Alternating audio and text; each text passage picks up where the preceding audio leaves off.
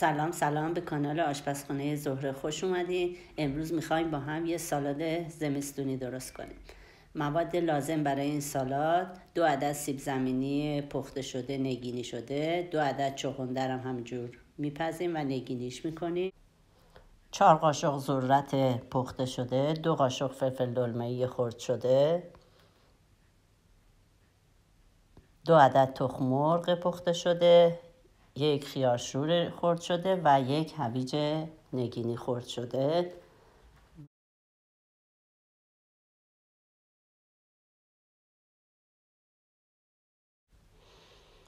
یک بشقاب کاهوی خرد شده،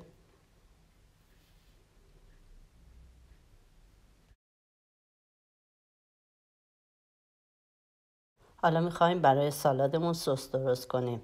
مقدار کمی نعنای خشک،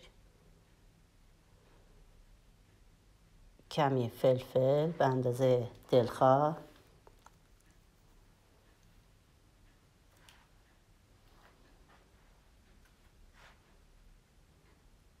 کمی نمک،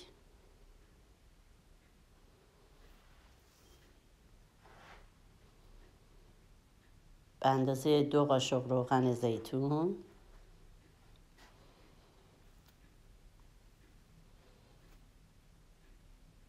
و آب لیمو.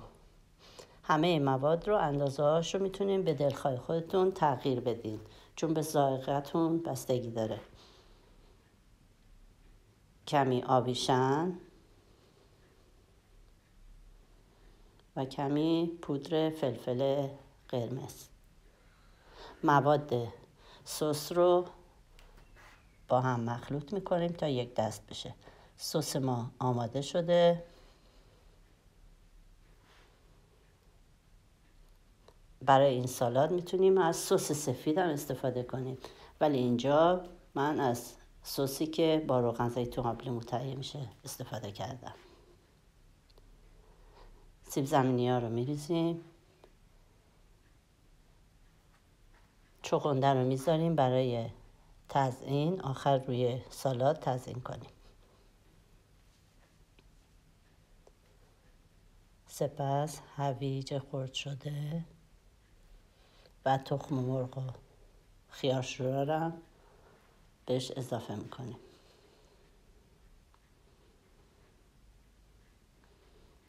سپس ذرت و فلفل دلمه‌ای رو بهش اضافه میکنیم.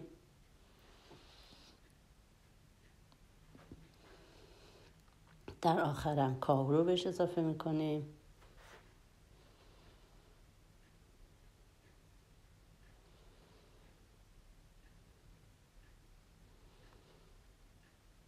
سس رو داخل سالاد میریزیم.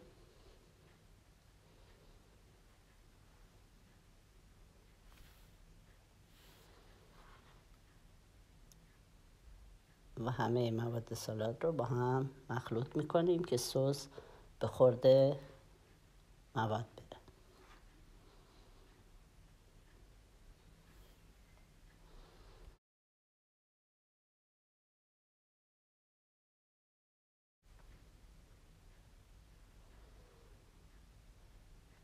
مواد سالاد رو با هم مخلوط کردیم، میریزیم داخل ظرف و روش رو با چغندر پخته شده تزیین میکنیم.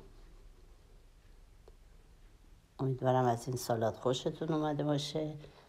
اگه خوشتون اومد ویدیو رو لایک کنین، کانالمو سابسکرایب کنین و برای دوستاتون بفرستین. از توجهتون ممنونم. تا ویدیوی بعدی شما رو به خدای بزرگ می سپارم. خدا نگهدارتون.